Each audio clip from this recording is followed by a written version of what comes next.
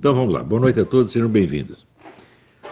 Hoje eu queria estudar aqui rapidamente o livro do Fernando Haddad, Em Defesa do Socialismo, que foi Em Defesa do Socialismo, publicado em 1998, celebrando os 150 anos do Manifesto Comunista. O livro não é apenas uma homenagem ao Manifesto Comunista, mas ele é uma tentativa de reatualizá-lo para as condições presentes da sociedade capitalista ocidental e de, portanto, reformular a estratégia da Revolução Comunista Mundial e, especificamente, brasileira. Então, este documento é importante, em primeiro lugar, porque ele, ao descrever essa nova estratégia, ele afirma que o PT já está aplicando, em 1998, o que basta para caracterizar aquilo que eu estou afirmando há 20 anos, que o PT é o Partido Comunista. Ele não é apenas um Partido Comunista, ele é o Partido Comunista, exatamente o mesmo de sempre, prosseguindo a mesma estratégia da Revolução Bolchevique, que foi aplicada no mundo inteiro, com variações locais, é claro, locais e epocais.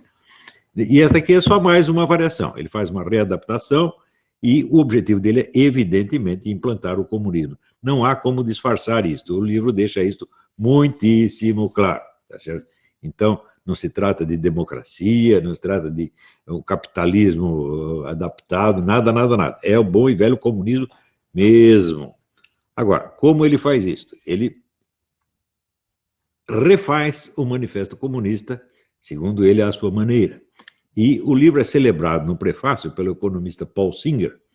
Ele diz, não, pode até parecer uma pretensão demasiada, um jovem assim, reescrever o Manifesto Comunista, mas o Fernando Haddad está perfeitamente qualificado para fazer isso, e, aliás, o próprio Marx, quando escreveu o Manifesto Comunista, era um jovem, e, portanto, está inteiramente justificado. Quer dizer, Paul Singer, que é uma espécie de economista oficial do PT, ele aceita esse livro como a nova versão do Manifesto Comunista e como, por assim dizer, o manual de instruções do PT. Então, a tese central do livro parte do fenômeno de que, para cada nova iniciativa do movimento revolucionário mundial, o capitalismo cria uma nova indústria e absorve, né, este impulso dentro do seu funcionamento normal. Ele dá como exemplo, por exemplo, a revolução sexual promovida pelos comunistas, desde o tempo do Wilhelm Reich, né, e que ele diz que então ela foi absorvida pelo capitalismo através da indústria da pornografia.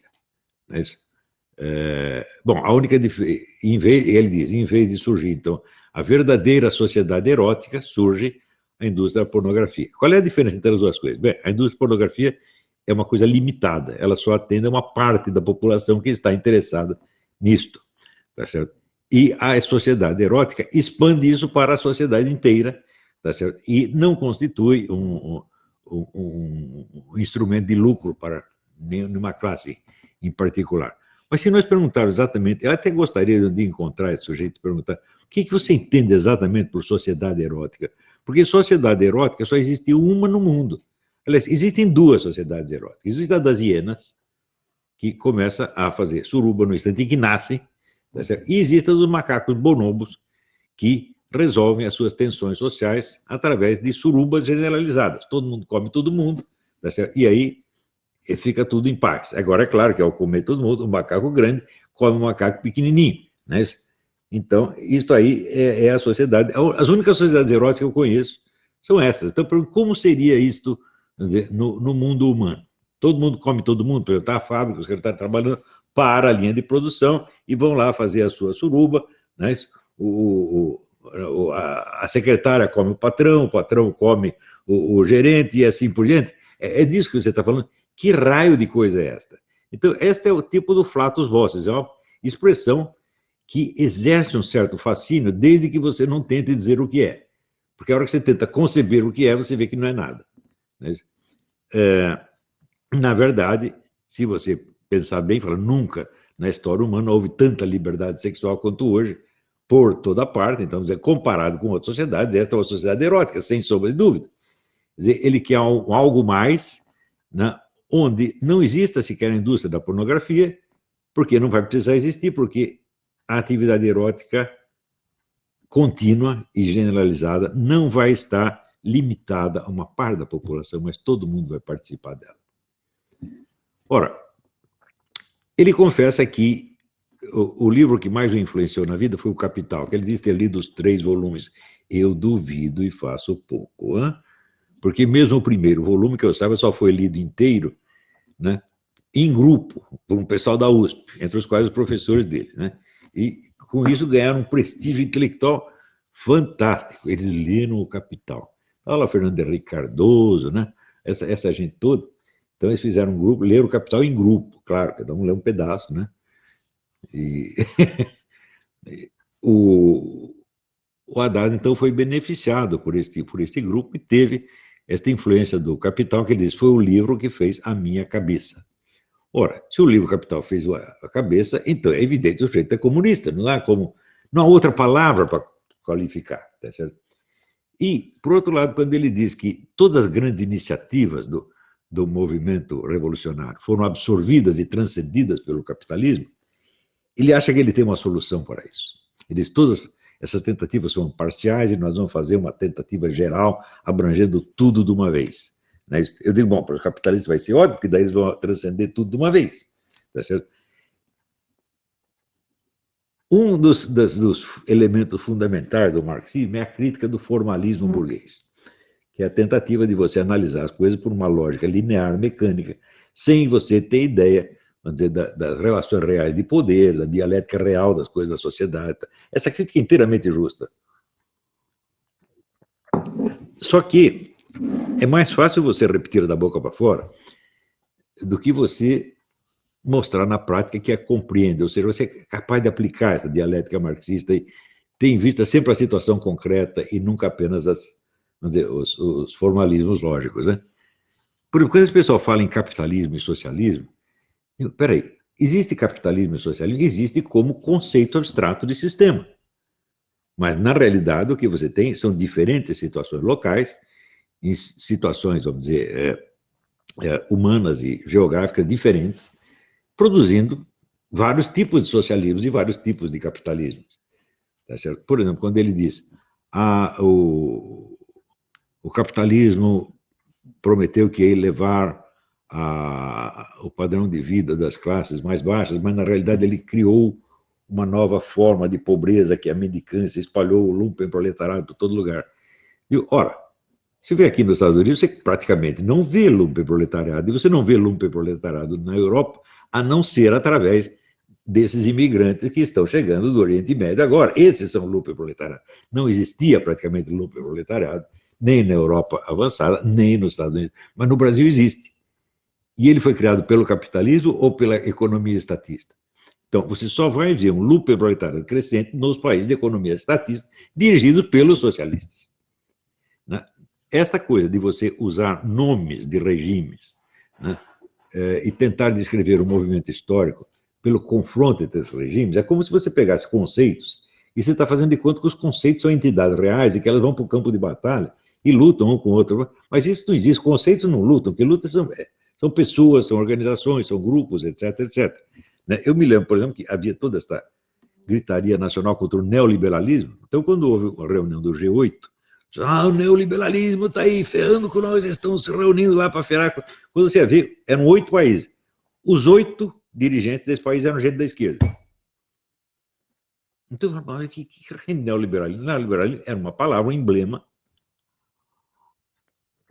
que designava uma ideia abstrata que seria de um capitalismo readaptado, capaz de absorver e esmagar, portanto, o movimento socialista. Mas quem estava fazendo isso eram os próprios socialistas.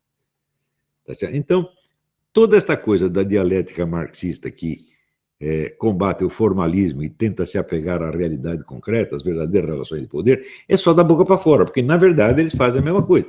Nós estamos vendo agora mesmo isso acontecer no Brasil. Então, os marxistas sempre criticaram os liberais e outros direitistas por terem um conceito puramente abstrato e formal da democracia. Então, a democracia se compõe das eleições, dos partidos, da luta, do conflito dos partidos, concorrência entre os partidos e liberdade de imprensa, etc, etc. Então, é apenas um conjunto de relações legais. Isso não leva em conta as relações reais de poder. Por exemplo, se você falar liberdade de imprensa, eu digo, bom, no Brasil tem liberdade de imprensa, mas você tem 2 ou 3 empresas que mandam em todo o universo da mídia, então não há realmente uma democracia, há uma autocracia desses 3 ou 4 grupos empresariais. Porém, agora nós estamos vendo os próprios comunistas se utilizarem do formalismo jurídico para dar áreas de um funcionamento normal da democracia a uma situação onde eles estão impondo a sua vontade tiranicamente ao país inteiro. Então, será que eles percebem que estão fazendo isso? Será que eles percebem que agora o formalismo capitalista virou um instrumento a favor deles? E que eles o estão usando? Nós todos sabemos que houve fraude nas eleições. 16 mil queixas é suficiente para você dizer, olha, essa eleição não está normal. E daí aparece os ministros dizendo, não se pode insinuar a possibilidade de fraude, nem a possibilidade de fraude. Por quê? Porque legalmente está tudo certinho. Eu digo, mas, legalmente, mas e as máquinas? Nós não estamos falando de uma coisa legal, de um problema legal. Né? Nós estamos falando de um funcionamento real das máquinas manipulado por pessoas reais. Tá certo? Isso não pode. Então, você apega no lado legalista para negar a realidade, dar uma impressão de normalidade, a situação mais anormal que já houve, eu acho que em qualquer eleição no mundo. Não é isso? A eleição brasileira está muito parecida com a eleição soviética, onde, como dizia Stalin, não interessa em quem você vota, interessa quem conta os votos. Na eleição da Dilma já ouvi isso, a apuração foi secreta, quer dizer, a eleição foi ilegítima, eu disse isso desde o primeiro dia, quando propuseram impeachment, eu disse, vocês estão loucos, porque você propor impeachment, você está reconhecendo a legitimidade do mandato, tá certo? Sabendo que a eleição foi ilegítima. Então, houve ali um acordo entre a direita e a esquerda, falaram, nós dois vamos nos apegar aqui ao formalismo jurídico para dar a impressão que está tudo normal e nós enganamos todo mundo. Uns fazem isso porque levam vantagem com isso, e outros agem assim porque estão com medo dos seus adversários e têm medo de mostrar o tamanho do crime que eles estão cometendo. Agora também o pessoal está todo empenhado em fazer de conta que existe uma disputa eleitoral. Não há disputa eleitoral nenhuma. Você tem um golpe de Estado em andamento feito por um grupo criminoso, tá certo? Que quer tomar o poder por todos os meios. Isso já foi anunciado pelo próprio Zé Dirceu. Nós vamos tomar o poder, isso não tem nada a ver com eleições. Né? Então, eles estão fazendo já isto, tá certo? Já tentaram matar, porque você tenta matar o concorrente, e você, depois de matá-lo, você continua com a campanha de assassinato da reputação contra um sujeito moribundo. Você acha que isso é uma eleição normal? É claro que não. A eleição já tinha que ter sido suspensa. No primeiro turno.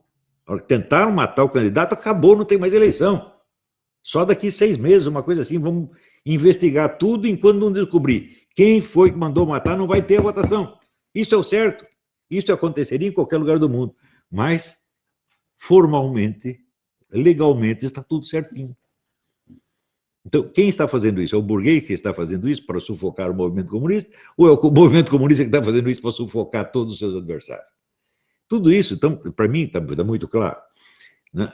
E quando eu examino aqui esse arrazoado do Haddad, eu vejo o seguinte, ele realmente está propondo uma estratégia que o PT adotou. O PT está fazendo o que ele disse. Tá certo? Só que tem os seguintes problemas. Vamos ver. Aqui ele diz, meus interesses intelectuais não se restringiam apenas à literatura marxista, mas impeliam com muita energia a conhecer os principais críticos de Marx. Foi assim que, eu, a partir dessa segunda leitura de Marx, passei a interessar por filosofia e sociologia, mas ainda na perspectiva de conhecer o que havia de melhor na crítica a Marx. Ele chama de crítica a Marx a escola de Frankfurt. A escola de Frankfurt é, sem dúvida, uma crítica a Marx, mas é a crítica interna. O movimento comunista, desde o início, ele foi cheio de dissidências, dissensões, né, revisionismos, etc, etc. Então, este é mais um deles. E, aliás, uma característica do movimento comunista é que ele combate com mais ardor e com mais ódio os seus dissidentes internos do que o seu suposto inimigo de classe. Né? Por exemplo, Lenin jamais falava de Karl Kautsky, o revisionista, sem dizer o renegado Kautsky. Né?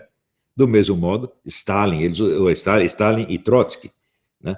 Não houve um sujeito mais odiado na União Soviética do que Trotsky. morreu com uma picaretada na cabeça encomendada por Stalin. Stalin mandou matar algum banqueiro ou capitalista ocidental assim? Não, não, não. O dissidente interno é o pior. Mais ainda, Mussolini. Mussolini é um dissidente do movimento socialista.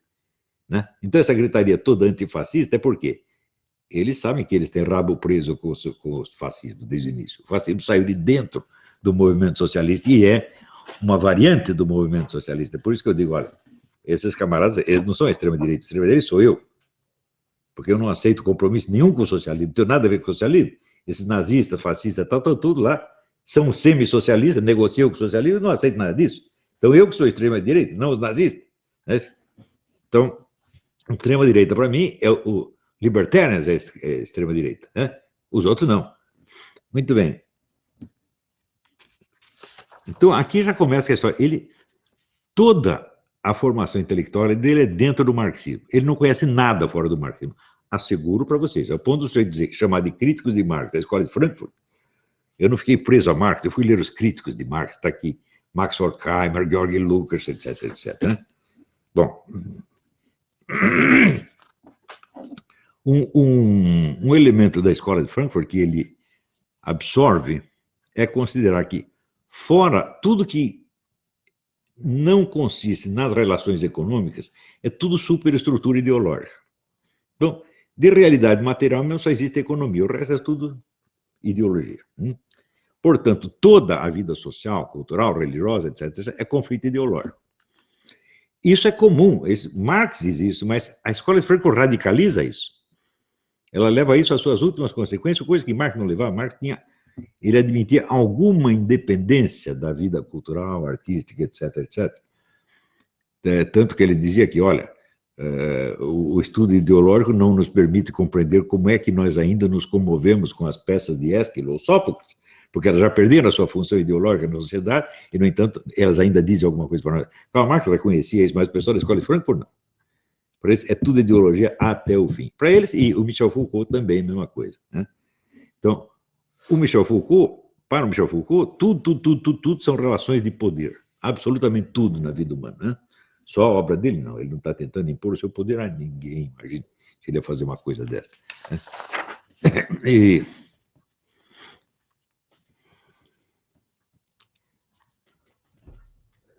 olha aqui. Ele diz, a sociedade contemporânea não será capaz de contra-argumentar a crítica da Escola de Frankfurt, senão através de argumentos de autoridade, do tipo, sua crítica é absurda porque sempre todos pensaram diversamente. Falei, hã? Quer dizer que só há argumento de autoridade contra a Escola de Frankfurt? Digo, meu Deus, eu já li tantos argumentos contra a Escola de Frankfurt, mas tantos mais inventivos. Tá certo? Então, se ele diz isso, é porque ele não conhece nenhuma crítica à Escola de Frankfurt.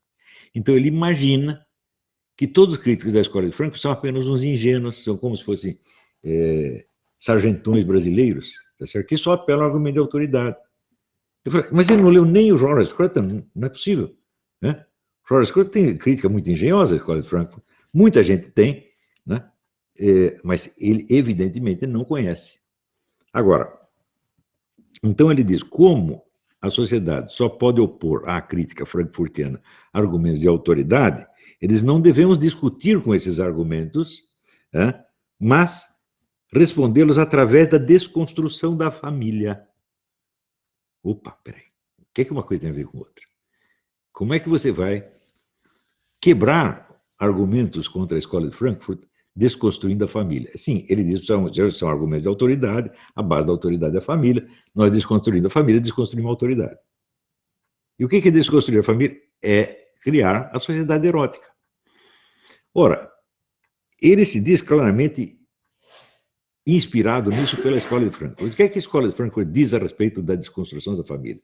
Max Horkheimer, num ensaio chamado Autoridade e Família, de 1936, ele diz que o que mais caracteriza a família burguesa, isso é, a família que tem que ser destruída, é a proibição de qualquer elemento erótico nas relações entre mãe e filho. E os filhos, mãe pode ter carinho no filho, o filho pode ter carinho na mãe, desde que não tenha nenhum elemento sensual erótico. Então, a destruição começa pela introdução do elemento sensual erótico nas relações entre mãe e filho. Em suma, é a política incestuosa. Não há como negar isso aqui. Agora, vejam, Os comunistas estão muito habituados a escrever de maneira que as palavras deles têm um sentido para as pessoas de dentro e outro para o observador de fora. E só o de dentro percebe a extensão completa do que está sendo proposto. O cara de fora tende a atenuar. Por quê? Porque se ele vê que os caras estão propondo uma coisa muito absurda, ele vai pensar, não, eles não são loucos, não pode ser isso que eles estão dizendo. Mais ou menos como o pessoal reagiu ao Hitler nos anos 30. Quando ele fala o negócio da solução final, tal, o pessoal fala, não, ele não pode estar querendo dizer que ele vai matar um monte de judeu, não é possível, isso é absurdo. Né? Então, dava um sentido atenuado. Os comunistas fazem a mesma coisa. Né? Eles escrevem de modo que os de dentro entendem qual é o plano e os de fora dão um sentido atenuado àquilo. E eles têm muita prática de fazer isso, nem sempre é para burlar a censura. No caso do Antônio Gramsci foi para burlar a censura, mas às vezes não é a censura, às vezes é simplesmente a opinião pública que você está burlando. Você não quer que todo mundo perceba claramente o seu plano, então você escreve de maneira, por assim dizer, cifrada, entre aspas, né? Então, às vezes não formalmente cifrada, mas estilisticamente cifrada. E o nosso amigo Haddad, ele faz isso, quer dizer, ele adere à ideia frankfurtiana da destruição da família, sabendo que isto inclui a erotização das relações entre mãe e filha, mas fazendo de conta, não falei nada disso, imagina incesto, que coisa horrível, não, eu sou tão cristão. Quer dizer, é tudo uma empulhação, evidentemente. Agora, não é só a nós que ele engana o próprio pessoal do PT. Por quê? O núcleo da teoria dele é o seguinte, no tempo de Karl Marx só existia duas classes sociais, proletários e burgueses. Eu digo primeiro, de onde que ele tirou isto?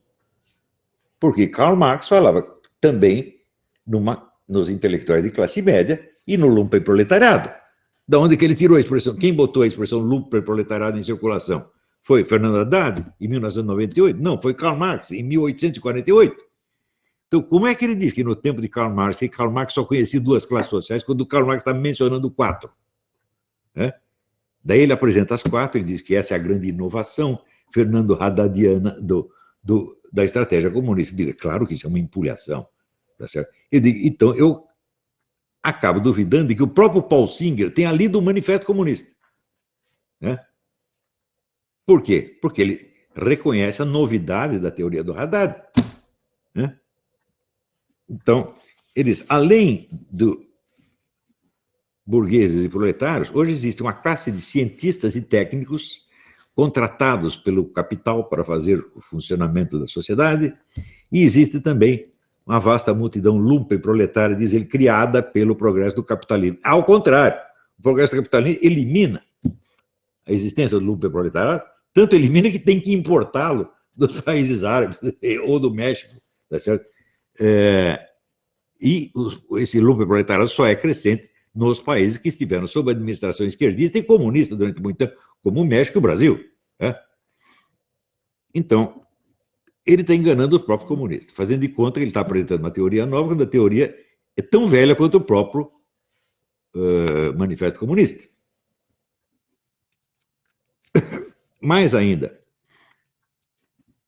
a ideia de você ganhar para a Revolução Comunista o lumpen-proletariado e a camada intelectual, essa ideia também não é dele, essa ideia está explícita no Herbert Marcuse desde escritos dos anos 40. E o cara vem vender isso de novo dizendo que é dele.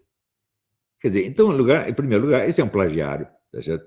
Agora, a lei brasileira não reconhece plágio de ideia, só reconhece plágio de texto. Então, legalmente no Brasil não é plágio. Veja, de novo, o apelo ao formalismo jurídico. Legalmente não é plágio, mas substantivamente é um plágio, porque você está apresentando como sua uma ideia que já vem de um outro. E daí ele propõe lá uma série de estratégias, entre os quais o que ele chama subversão do mercado. Como é que é a subversão do mercado? É você introduzir elementos socialistas no funcionamento do próprio mercado. Por exemplo, através de cooperativas, como o MST. Grande novidade estratégica, vamos fazer as cooperativas e vamos subverter o capital. Né? Só que é o seguinte, essa ideia foi introduzida por Stalin, né, na União Soviética, em 1924, 25, e por Stalin no Ocidente a partir de 1948. Ou seja, ele está propondo uma ideia que já existe como prática comunista desde 1948. Então, das duas, ou ele ignora tudo isto, e é um sujeito que, até um comunista sério prestar atenção nesse sujeito é perda de tempo, né, certo? Ou então ele conhece e está fazendo de conta que não conhece, é tudo fingido. Então, esse livro ou é um crime, ou é uma prova de estupidez fora do comum. E é este lixo que os caras querem eleger presidente da República, este subintelectual de bosta. Isso é uma vergonha, pô, até para o movimento comunista. Mais vergonha ainda é o Paul Singer ter subscrito isso. Eu não conheço direito o livro do Paul Singer, não sei qual é o estatuto intelectual dele, mas era um cara que dentro do PT era respeitado como um grande intelectual. E como é que esse grande intelectual engole esta porcaria e acredita que é um negócio muito bom, né?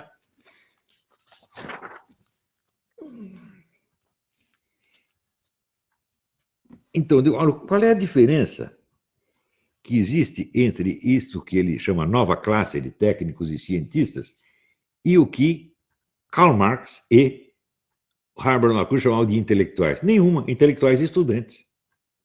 Né? Agora, aqui ele esquece duas classes. Primeiro, os estudantes, ele não menciona como classe, vamos dizer, específica, e policiais militares. E a burocracia estatal, nada disso para ele existe. Eu digo, de que sociedade você está falando? Né? É uma sociedade abstrata, um modelo abstrato que você inventou, tá certo? Escondendo a fonte que essa ideia já tinha na literatura marxista.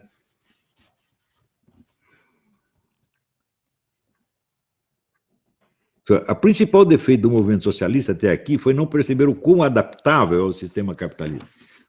Mas não é o sistema capitalista que é adaptável, quer dizer, cada vez que os comunistas inventam um negócio, veio o capitalismo dar uma maquiada naquilo e acaba levando vantagem com isso.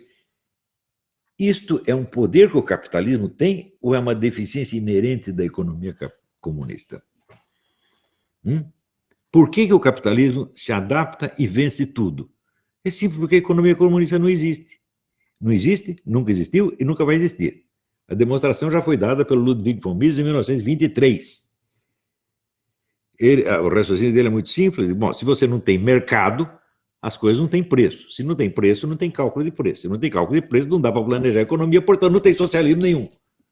A única hipótese de haver um socialismo seria haver um comitê de gênios capaz de calcular antecipadamente e determinar, por decreto estatal, o preço de tudo, desde usinas atômicas até o alfinete, passando por camisinha, imóveis, carros, tratores, aviões, etc, etc. Quem consegue fazer um cálculo desse? Isso é impossível. Você tem que esperar que a própria sociedade, no comércio das coisas, vai estabelecendo o preço. Se põe um preço excessivo, ninguém aceita. Se põe um preço melhor, o pessoal aceita. Bom, tudo o jogo do mercado. É o jogo do mercado que determina o preço das coisas. O preço não pode ser decidido antecipadamente pelo Estado. Por quê? Porque não há cérebro humano, não há computador capaz de fazer isso. Veja, o meu irmão, que eu considero um gênio matemático, ele conseguiu fazer um cálculo para criar um algoritmo para o cálculo de otimização do capital de giro, que era considerado uma conta impossível, porque o número de variáveis é muito grande. Você imagina, por exemplo, quanto que o Walmart precisa comprar de chiclete de bola, quantos que ele precisa comprar de vassouras, quanto de sapato, etc, etc, para que o seu capital de giro seja otimizado. Né? Não tem cabeça e não tem computador capaz de prever todas essas variáveis. O meu irmão conseguiu inventar o algoritmo para isso. Levou para um grande matemático brasileiro, que eu não vou dizer o nome. O sujeito inicialmente riu da cara dele, ele disse, não, professor, você fica aí, lê aí, eu volto amanhã. Chegou no dia seguinte, o professor está com os olhos desse tamanho, abertos desse tamanho, falando, eu aceito, mas só se eu levar participação. Então, pronto. Isto, capital de giro de uma empresa. Agora, você imagina o cálculo total do preço de tudo. Então, assim, economia comunista faz-me rir. É uma coisa que não pode existir. Materialmente, é impossível.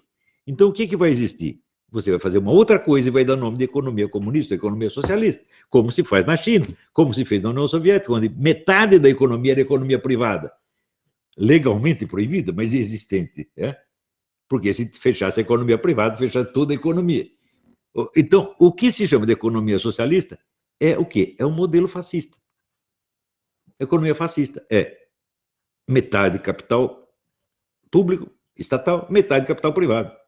Só que aí só sobrevivem essas grandes empresas, as pequenas são esmagadas. Então, a aliança entre o Estado e as grandes empresas, que é a fórmula da economia fascista, é o único socialismo que já existiu e o único que há de existir algum dia.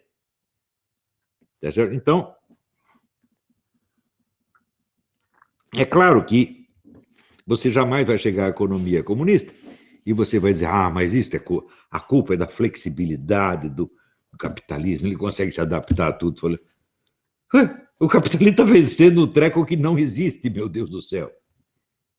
Quer dizer, a imensa fragilidade da ideia da economia comunista, esses caras não são capazes de perceber.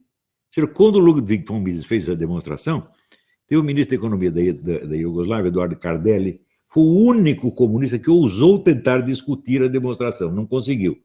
Os outros todos ficaram quietinhos. Eu digo, por que eles ficaram quietinhos? Porque quando teve a Segunda Guerra, o escritório do Ludwig von Mises ficava na área de Berlim que foi ocupada pelos comunistas. Então eles foram lá, invadiram o escritório do Ludwig von Mises, pegaram toda a papelada dele, levaram tudo para Moscou e começaram a ler. Daí o que eles devem ter concluído? Pô, não é que esse filho da puta tem razão? Não dá para fazer isso. Então vão ter que inventar um outro treco. E estão até hoje inventando outro treco e dando o nome de economia comunista, economia socialista, qualquer coisa. Quando é exatamente a mesma fórmula do Mussolini. Fórmula que, aliás, já existe no Brasil desde o tempo de Getúlio Vargas. Um pouco de capitalismo existiu no Brasil graças à iniciativa estatal. Por quê? Naquela época, o homem que era da Federação das Indústrias, que era o Roberto Simonsen, leu o livro do Mihail Manilescu, Teoria do Protecionismo, e mandou traduzir e levou para o Getúlio Vargas. Então ele disse, através de leis protecionistas, nós podemos criar uma indústria nacional. Então, quem é o pai da indústria nacional? O Estado. Então, o que é? Fórmula fascista desde o início. Os comunistas sempre apoiaram isso. Por quê? Porque a única coisa que eles podem fazer é exatamente isso. Por que eles chamam os outros de fascistas? Porque o que eles estão fazendo é exatamente a economia fascista. Eles sabem disso. Né? E isto, olha, dói. Né? Pô, nós cuspimos tanto naquele Mussolini, naqueles caras revisionistas, essa coisa toda, e nós agora estamos fazendo exatamente o que eles diziam que dá para fazer. Então é isso. Só existe dois tipos de economia no mundo. Existe a economia liberal, que tem seus limites, e existe a economia fascista. O resto não existe. Né? Então, não é que o capitalismo tem a capacidade de se adaptar. O capitalismo tem a capacidade de vencer um desafio inexistente, que é o de superar a inexistente economia comunista. Mas, diz o Haddad, nós podemos aqui juntar as três classes, os intelectuais, né? o lumpenproletário e os trabalhadores contra os empresários. Entendeu? Você esqueceu uma coisa, os banqueiros. Cadê os banqueiros? Cadê o capital financeiro? Onde está ele? Ele está fazendo exatamente o que você propõe. Ele financia o estrangulamento dos empresários industriais, que daí se tornam escravos dos bancos. Então, este camarada, como todos os comunistas do mundo, ele trabalha para a glória do grande capital, dizendo que está trabalhando para destruir o capitalismo. Esses caras são um bando de inconscientes, de idiotas. Eles não entendem a mecânica real da coisa. Veja, eu reconheço que Karl Marx fez um esforço monstro para entender como a sociedade funciona realmente. Ele não conseguiu, mas ele queria. Esses caras não têm a menor ideia de que é preciso fazer isso.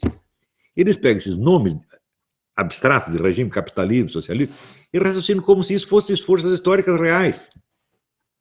Então, é uma luta entre os conceitos emergem do dicionário e começam a brigar, começam a matar pessoas, etc, etc. Né? Daí ele diz o seguinte, ele diz que todos os movimentos anteriores, eles pecaram porque eram sempre parciais. Eu digo, escuta, o que é que teve de parcial a Revolução Russa? A Revolução Russa já não quis mudar a sociedade inteira de uma vez? Criar um novo homem, mudar a própria natureza humana? Quer dizer, você acha que você descobriu a ideia da Revolução Geral, os outros só tinham revoluções especializadas? Como é possível o cara dizer uma coisa dessa? Daí ele diz, a solução não pode ser qualquer tipo de reivindicação parcial, não pode ser qualquer movimento alternativo de protesto. A solução, hoje como antes, continua sendo a história da luta de classes. Né? Só que ele disse, então que a história da luta de classes tem que acrescentar mais duas classes. Eu digo, mas ela já não estava acrescentada. Eu expliquei é um livro meio inédito, que é A Marcha dos Abismos, mas eu li para vocês o primeiro capítulo, que tratava do problema da relação entre os intelectuais e os proletários dentro do movimento comunista fundado por Karl Marx. E eu mostrei que Karl Marx estava consciente de que os intelectuais é que mandavam nos proletários. Então, mas como é que ele continuava a falar de revolução proletária se quem estava no comando eram os intelectuais? E os proletários só faziam obedecer. Ele estava consciente disso, e, no entanto, ele varreu o problema para baixo do tapete, nunca examinou com maior profundidade. Quando depois o regime soviético se transforma numa ditadura de intelectuais oprimindo os proletários, isso já estava na própria concepção original de Marx, e Marx não quis confessar. Mas quem lesse o Manifesto Comunista e o Capital com alguma atenção naquela época, 1840 e pouco, até 1870, 70 e qualquer coisa, quando saiu o Capital, entenderia, falar, aqui tem este problema, o que você está chamando de revolução proletária vai ser uma revolução conduzida pelos intelectuais que vão mandar na sociedade. Os proletários vão ter que trabalhar cala a boca. Isso é a conclusão lógica. Não do que Marx diz, mas do raciocínio que está implícito ali. Ora, essas propostas elas têm uma lógica interna, e essa lógica interna é ela que vigora e não apenas o sentido expresso das palavras usadas. Quer dizer, a lógica interna funciona na medida em que ela tem uma correspondência com a realidade externa. Em que é que a teoria de Marx correspondia com a realidade externa? Correspondia que, de fato, os intelectuais é que estavam mandando, e os proletários estavam obedecendo. E o lumpenproletariado? Karl Marx dizia, o lumpenproletariado não pode... Essa é uma diferença efetiva criada pela escola de Frankfurt. Karl Marx achava que os lumpenproletários, quer dizer, bandido, puta, drogado, etc., era uma classe inimiga da revolução, inimiga do proletariado. De fato, ela é inimiga do proletariado, mas ela pode ser usada na revolução porque já tinha sido usada na Revolução Francesa. A Revolução Francesa foi lá, abriu toda a porta da cadeia para fazer bagunça. Lenin fez a mesma coisa, só que depois mandou matar todos os lumpens, né? Então, o lumpen pode ser usado. Agora, acontece que, por exemplo, nas circunstâncias do Brasil, as organizações criminosas cresceram muito e não tem mais como usá-las. Você vai dizer que o Fernando Haddad ele é capaz de usar o PCC, o Comando Vermelho, e depois mandar matar todo mundo? Você está brincando? Eles mandam matar o Fernando Haddad muito antes disso. Então, eles têm mais condição até de conduzir o processo do que qualquer partido político. Então, essa é uma diferença efetiva que existe. Agora, eu não vejo no que isso facilite a tal da Revolução Socialista. Porque a Revolução Socialista, em última análise, ela vai sempre visar uma impossibilidade econômica e vai acabar fazendo um fascismo, que é a única coisa que ela pode fazer.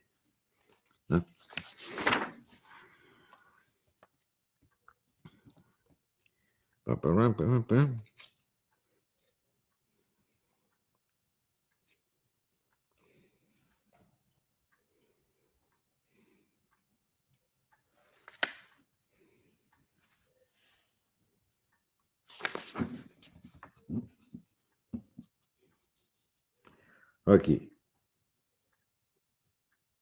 Ele diz, o mundo chegou a imaginar que o capitalismo poderia, pelo menos nos centros tecnologicamente dinâmicos, erradicar a miséria até mesmo a pobreza. Mas ele fez isso. Você não tem mendigos na rua aqui nos Estados Unidos e nem na Europa. Tem esses que foram importados agora pelo quê? Empurrados pelos comunistas. Falaram, vão lá, vão criar um proletariado lá, um lumpenproletariado lá para derrubar tudo. É isso que eles estão fazendo. Então, essa é a profecia autorrealizável. Nós dizemos, bom, vai haver um imenso lumpenproletariado crescente, então vamos mandar os caras lá para construir esse lumpenproletariado.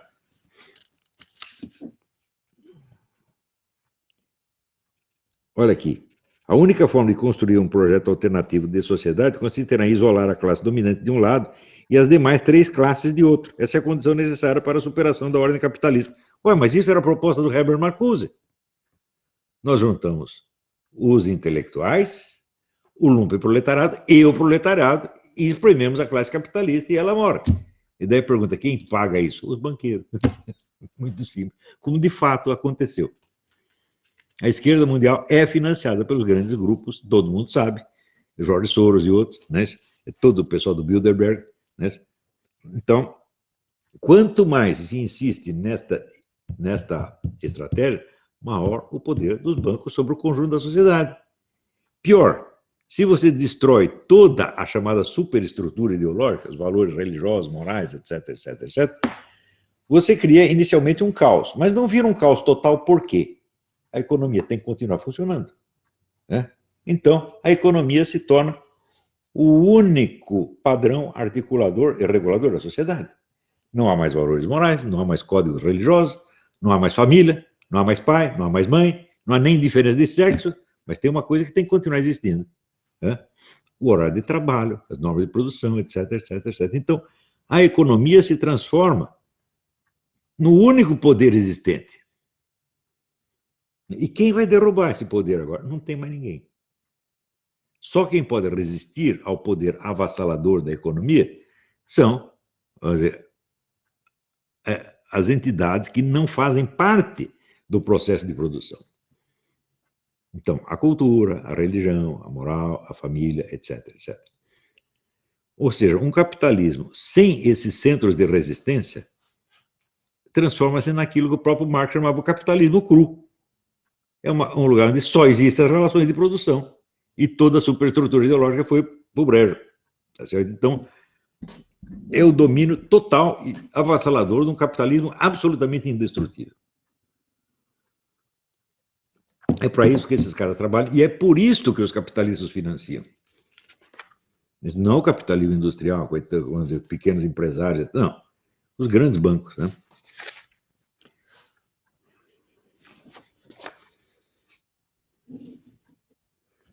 Olha, ele chama o Novo Manifesto Comunista, né? A subversão do mercado. Tem vários tipos de subversão da família, né? Tem a subversão do mercado, né? Por meio da socialização da sociedade privada, mas de modo a manter o mercado, ou seja, manter o mercado em funcionamento, mas essa proposta passa por algo próximo à propriedade cooperativa, algo que difere da propriedade estatal e da propriedade privada. É o MST. O MST é o exemplo tipo da cooperativa. Só que o sistema cooperativo já foi espalhado no mundo por Stalin a partir de 1948. Ele não sabe disso. Ele está propondo que se faça uma coisa que já foi feita. Só que ele não sabe o que foi feita. Né? E qual é o resultado? Né? O resultado é o seguinte: o que é que o MST produz? O MST vive de dinheiro do governo. Né? Dinheiro que é extorquido de imposto dos outros, porque a produção dele não serve para absolutamente nada. Então, o que você vai fazer é espalhar miséria, tá certo? E dizer que isto é a subversão do mercado. E sim, vai subverter o mercado mesmo, e vai todo mundo morrer de fome, que é exatamente o que esse pessoal sabe fazer. Daí ele dá como exemplo disso o Movimento dos Trabalhadores Sem Terra, o MST. Né? Mais ainda, ele, ao explicar essa nova estratégia, que não é nova, ele diz, olha, o PT, tudo que o PT está fazendo é exatamente isto. E ele tem razão, o PT estava aplicando isso aqui. Só que o PT já estava fazendo antes que o Haddad escrevesse. Por que o PT estava fazendo? Porque a Escola de Frankfurt já está propondo isso há 50 anos. E certamente o Haddad não foi o primeiro cara que ouviu falar de Escola de Frankfurt. Né?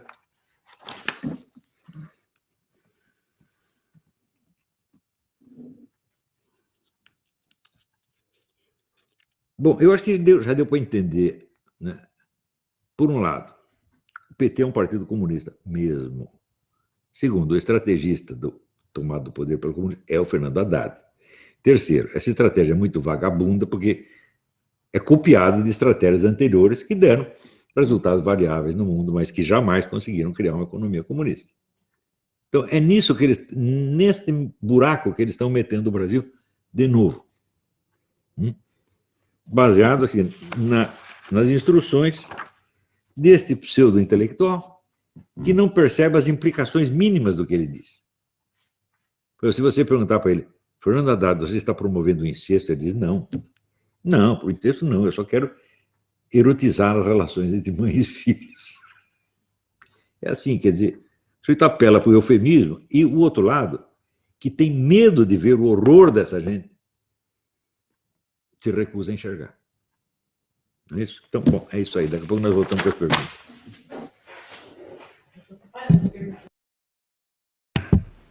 Então, vamos lá. Aqui tem umas perguntas muito interessantes. Aí o Fábio, acho que Barbirotto. O senhor afirma que a revolução é um processo de concentração do poder realizado por uma elite revolucionária. Todavia, o senhor tem falado na Revolução Brasileira como um processo de tomada de poder pelo povo. Como essas visões se harmonizam? Essa pergunta é importantíssima. Se você quer entender as minhas aulas, tem que prestar atenção nesta pergunta e na sua resposta. Eu, na verdade, eu tenho usado o termo revolução em dois contextos e com sentidos que, na verdade, são até antagônicos. Primeiro é a palavra revolução sozinha, e segundo o termo revolução brasileira. O termo revolução eu uso no sentido que eu mesmo defini nesse sentido, quer dizer, um processo de concentração do poder nas mãos de uma elite revolucionária. E o termo revolução brasileira eu uso no sentido que se consagrou numa série de livros clássicos sobre o Brasil, entre os quais a Revolução Brasileira, do Pessoa de Moraes, Mito e Verdade da Revolução Brasileira, do Guerreiro Ramos, muitos outros livros que usam esse termo Revolução Brasileira, Raimundo Fauro. E a Revolução Brasileira é a sucessão de esforços do povo brasileiro para se tornar o senhor do seu destino e passar por cima das elites mandantes, que o sufocam já desde o tempo da independência. Tá certo? Então, isso quer dizer, o Brasil nunca teve uma democracia de verdade. Né? O povo brasileiro nunca foi o autor da sua própria história. Ele é sempre o rabo do cachorro, nunca o cachorro. Tá certo? Eu vejo que a primeira iniciativa verdadeiramente popular que apareceu, primeiro sinal de que o povo, por si mesmo, estava tomando a iniciativa e passando por cima dos mandantes, foi nos movimentos de 2015. Aí sim, eu disse, isso é o cume, é o ponto culminante da Revolução Brasileira até agora. Claro que deve haver outros pontos culminantes. A eleição do Bolsonaro também faz parte deste processo. Você vê aqui, houve pouquíssima propaganda para induzir o povo a tomar essa iniciativa. A resposta popular foi desproporcional com a modéstia dos apelos que apareceram. E esses apelos apareceram apenas na internet, né? E no boca a boca. Não apareceu no Estadão, não apareceu na Folha, não apareceu na Rede Globo, nada. A mídia inteira conta e tentando abafar, e, no entanto, o povo se levanta e, de repente, você tem 3 milhões de pessoas na rua gritando contra a roubalheira petista. Isso significa o quê? Tomada de consciência popular pela primeira vez na história brasileira. Você vê, se você pegar os outros movimentos populares, até, por exemplo, de 64, né, foi um movimento popular, só que quantas entidades de elite estavam chefiando a coisa? Você tinha o Exército, você tinha o Congresso, foi o Congresso que começou tudo isso aí, você tinha várias associações de classe, você tinha a ABI, a Associação Brasileira de Empresas, você tinha a OAB, você tinha o Globo, você tinha 20 governadores de Estado. Então, a elite se mobilizou, botou o povo na rua. Agora, em 2015, não, foi o próprio povo que foi, enquanto toda a elite estava convocando a ficar em casa e calar a boca, né? Então, é iniciativa popular mesmo. Por isso que eu falei, bom, este é o momento culminante da Revolução Brasileira. Não pode deixar isso parar, porque é isso que vai criar a democracia brasileira. Veja, os comunistas criticam os liberais e similares por terem um conceito meramente legalístico e formalístico da democracia. E se você tem as leis assim, você tem como é que se diz, a ordem jurídica e tem eleições livres, aí é democracia. Não tem que levar em conta relações reais de poder. Claro, relações reais de poder são uma coisa muito mais complicada, né, que implica, por exemplo, a capacidade de mobilização, por exemplo, os recursos econômicos, todo o conjunto de meios de ação, né? Então, por exemplo, as organizações criminosas, PCC, Comunidade, têm meios de ação extraordinários que, às vezes, suplantam os do Estado. Isso são relações reais de poder. Onde que está, qual é o papel do PCC na democracia brasileira? Não existe, é como se ele não existisse. Ele não tem uma existência jurídica, então ele não existe. E o MST? O MST tem um poder extraordinário, ele faz parte da estrutura de poder. Qual é o lugar dele da democracia? Não, é como se não existisse. Então, você tem... As pessoas, quando falam a estabilidade das nossas instituições, é apenas a estabilidade das leis, né? Mas, na verdade, o sistema que está implantado não é um sistema democrático de maneira nenhuma, é um sistema de dominação tirânica. Por que eu digo isso? Porque quando você vê que a opinião majoritária não tem canais de expressão, não há democracia. Isso é absurdo. Quando você vê centenas de pesquisas mostram que o povo brasileiro é acentuadamente cristão e conservador. Você não tem um partido cristão conservador, pronto, então não tem democracia.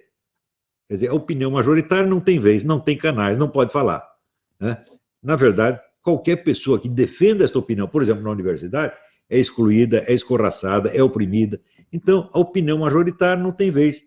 É a tirania de uma elite, e o pessoal chama isso de democracia. Até tem gente no meio direitista, né, inclusive gente fardada, dizendo, precisamos evitar a ruptura do sistema.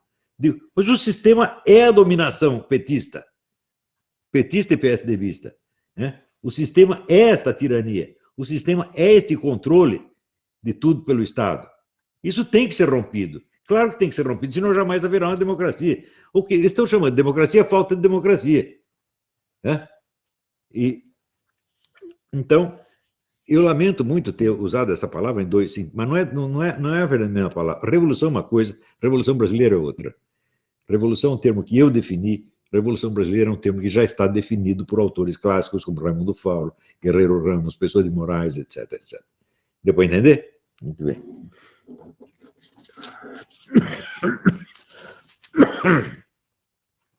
O que o senhor tem a dizer, recomendar dentro da passividade e excesso de confiança do Bolsonaro? Será impossível eles fraudarem dentro da avalanche de votos, dentro da possibilidade de uma fraude ainda mais escandalosa. Olha, nós estamos lidando com um bandido, gente. Eu estou dizendo, não há disputa eleitoral nenhuma. Há, sim, um grupo criminoso tentando se apropriar do poder por todos os meios ilícitos e, por outro lado, um bando de vítimas amedrontadas, com medo de declarar a gravidade do problema, tentando se anestesiar mediante frases calmantes. Esta é uma delas. Ah, nós tivemos tantos votos a mais. Isso não quer dizer nada, né? Você tem que comparar esta frase, né? Nós temos tantos votos a mais que não dá para eles vencerem, com a declaração do Zé Dirceu. Nós vamos tomar o poder, isso não tem nada a ver com vencer eleições. Não há nada que impeça esse pessoal de fazer uma fraude generalizada.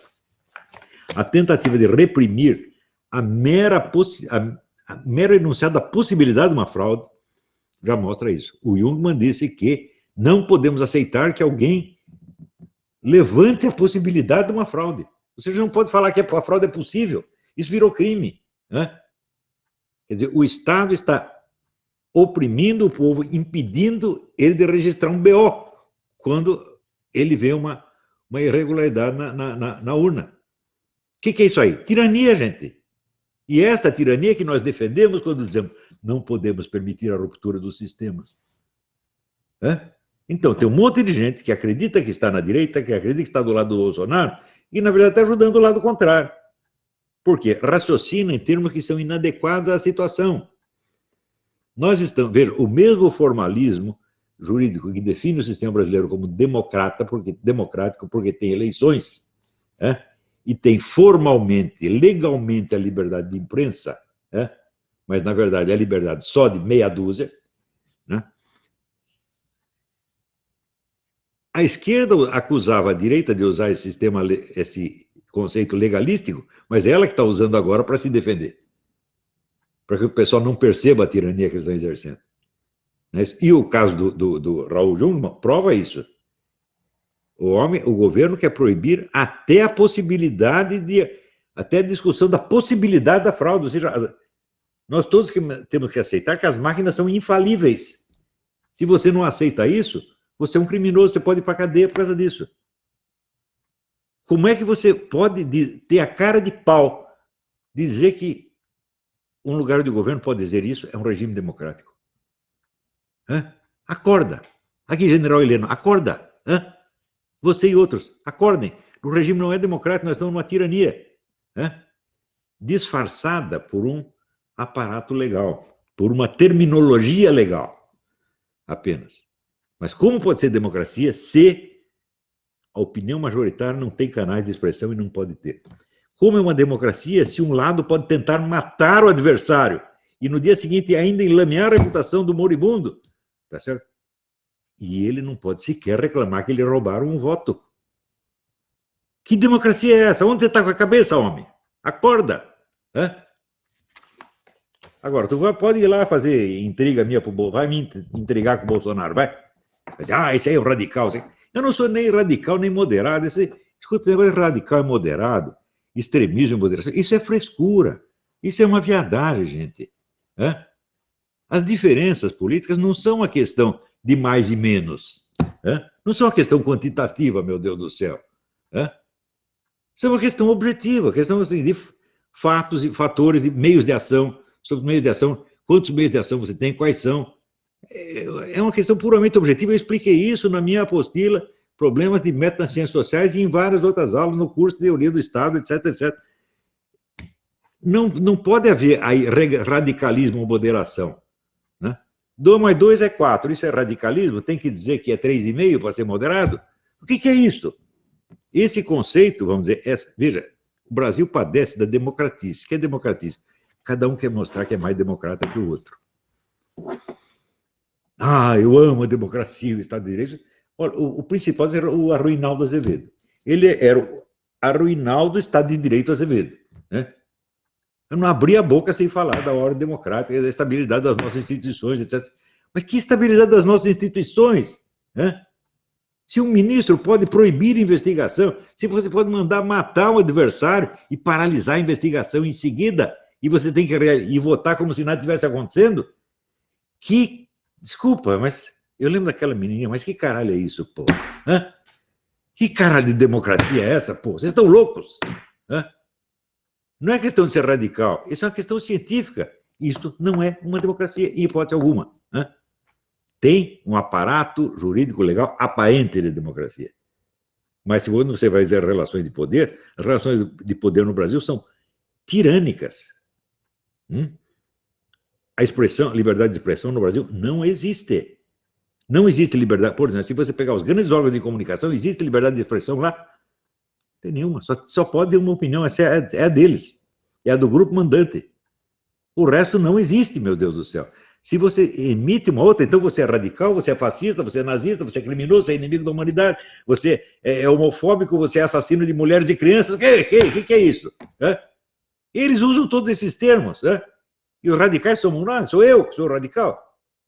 Note bem, eu não estou nem propondo nada, eu não sou líder de partido, não sou líder de coisa nenhuma. Eu sou apenas um analista, eu sou um cientista político. Cá entre nós, eu sou um baita cientista político. Não, eu sou o único que existe no Brasil. Tem o Felipe Martins também. Mais 2 ou 3. Mas esse pessoal da universidade não são cientistas políticos de jeito nenhum. O pessoal do PT. Porque quando você Haddad é cientista político, né?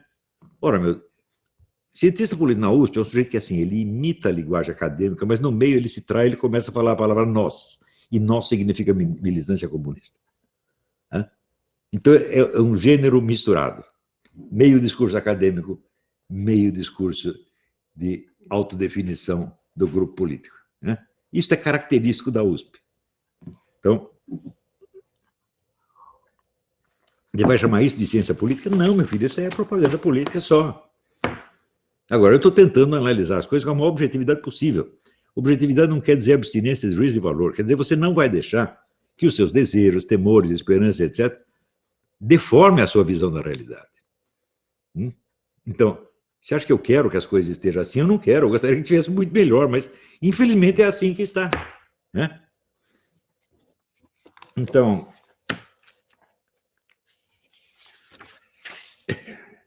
vamos lá.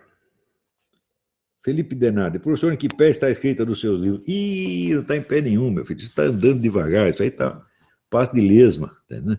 Porque é muita coisa, é muito difícil. Eu, por exemplo, estava correndo o curso sobre o Louis Lavelle, né? A cada 3 páginas eu tropeço em dificuldades enormes, a coisa tem que ser toda reescrita, é um problema. Né? Esse, você saber, é o maior problema da minha vida. Vamos lá.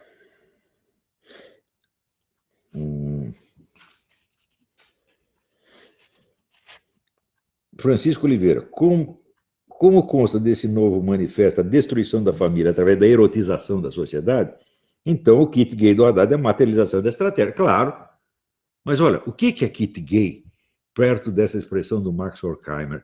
Erotizar as relações entre as mães e seus bebês. Não é nada, que distribui o kit gay para todo mundo, né? Comparado com isso, tem até um negócio inocente, porque são apenas os meninos brincando lá de homossexualismo. Mas, de repente, você vai erotizar as relações entre as mães e bebês, universalizar o incesto sob outro nome, alguém vai pegar certamente algum nome mais elegante. Olha, nós chegamos no Brasil a um ponto em que a dose de cinismo desses caras não tem limite. Bom, acho que hoje já deu, né? Já deu para entender. Ah, peraí. Aqui, Fernando José Vieira. Sabe que o professor francês Jacques Bidet esteve no Brasil e foi aclamado na Unicamp. Suas ideias do altermarxismo de 2007 é muito parecido com o que o senhor escreveu. É a mesma coisa. É ele ou o tal do Gerardo Imenic. Altermarxismo é o hadadismo, no fim das contas, né?